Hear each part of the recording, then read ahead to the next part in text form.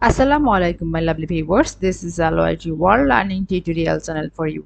Today in this tutorial I am going to show you website appearance settings with dark mode in Mozilla FireFox. So for this case we will go to the Mozilla FireFox that I have been pinned in my taskbar. Go to this and also we will go to the three bar icon in the corner side. Click here and we will press the settings options and the front page that have bearing the information, which information that have the website appearance, which have the language and appearance.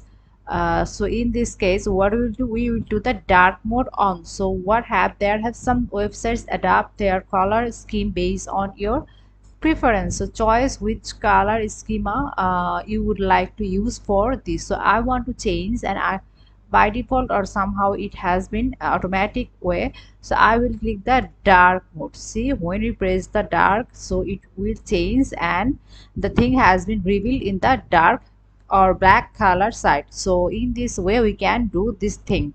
Thank you so much for watching this video. Please subscribe this channel. Hopefully this tutorial will help you so much.